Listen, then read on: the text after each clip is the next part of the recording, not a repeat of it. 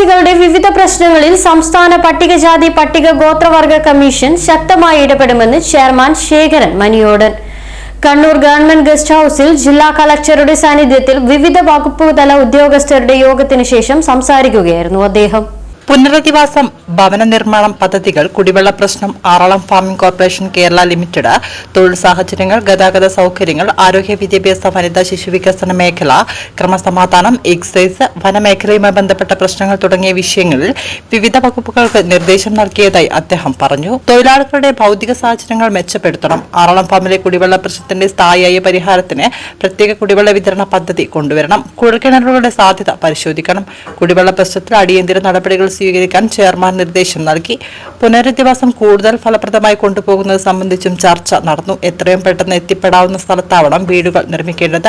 ഫാമിൽ ഇനി പുതിയതായി നിർമ്മിക്കുന്ന വീടുകൾ റോഡരികിൽ നിർമ്മിക്കുന്നതിന് നിർദ്ദേശം നൽകിയിട്ടുണ്ട്. 2007 ഫാമിൽ 3375 കുടുംബങ്ങൾക്ക് താമസിക്കാനാകുന്ന രീതിയിലുള്ള സൗകര്യങ്ങളാണ് കണ്ടെത്തിയത്. വർഷങ്ങൾ കഴിഞ്ഞപ്പോൾ സ്ഥിതി മാറി. ജീവിക്കാൻ വേണ്ട സാഹചര്യമില്ലാത്തതിനാൽ 3375 കുടുംബങ്ങളിൽ 1800ഓളം കുടുംബങ്ങൾ ഇവിടം വിട്ടുപോയി. തൊഴിൽ സൗകര്യങ്ങളുടെ അപര്യാപ്തതയും ഇതിന് കാരണമാണ്. ഫാമിൽ പലയിടത്തും പണ്ടുണ്ടായിരുന്ന കൃഷി ഇപ്പോഴില്ല. വന്യമൃഗശല്യവും വാഹന സൗകര്യവും പുറത്തേക്ക് പോയി തൊഴിൽ ചെയ്യാൻ മടിക്കുന്നതിന് കാരണമാകുന്നു. ആയതിനാൽ റൂട്ടുകൾ വിളിച്ചുകൊണ്ട് കൂടുതൽ ബസ്സുകൾ ഓടിക്കാനുള്ള നടപടിക്ക് RTOയ്ക്കും കളക്ടർക്കും നിർദ്ദേശം നൽകിയതായും കമ്മീഷൻ പറഞ്ഞു. കുടുംബാരോഗ്യ കേന്ദ്രങ്ങളിൽ വേണ്ടത്ര ഡോക്ടർമാരില്ലെന്ന പരാതി പരിഹരിക്കണം. നിലവിലുള്ള ആംബുലൻസ് 5 മണിക്ക് ശേഷം സർവീസ് നടത്തുന്നില്ല. അങ്കണവാടി, സ്കൂൾ പ്രവർത്തനങ്ങളിലും ഇടപെടലുകൾ ഉണ്ടാവണം. പഠിക്കുന്ന കുട്ടികൾ 100% പഠിക്കുന്നുണ്ട്. എന്നാൽ സ്കൂളുകൾ പഠിക്കാനുള്ള കുട്ടികൾ കുറവാണ്. ഇത് പരിശോധിക്കണം. ക്രമസമാധാന പ്രശ്നങ്ങൾ നിലവിലില്ലെങ്കിലും ലഹരി പോലുള്ള പദാർത്ഥങ്ങൾ ഇവർക്കിടയിൽ ഉപയോഗിക്കുന്നുണ്ടോ എന്ന് നിരന്തരം പരിശോധിക്കണം. വനമേഖലയുമായി ബന്ധപ്പെട്ട മോഷണ പരാതികളിന്മേൽ കർശന നിയമ നടപടികൾ എടുക്കണം.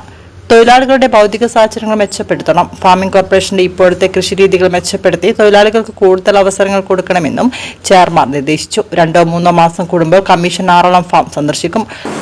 ജില്ലയിലെ ആറളം ഫാമുമായി ബന്ധപ്പെട്ട് ആറളം ഫാമിലെ പ്രശ്നങ്ങളെ പരിഹരിക്കാനുള്ള സർക്കാർ ഏജൻസികളെ ഒക്കെ വിളിച്ച് ഇവിടെ നടത്തുകയുണ്ടായി.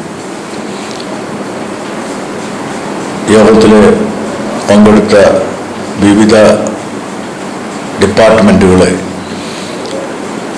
കമ്മീഷൻ ഓരോ കാര്യങ്ങളെക്കുറിച്ചും വ്യക്തമായി ബ്രീഫ് ചെയ്യുകയുണ്ടായി. അതിനു മുമ്പേ ഇന്നലെ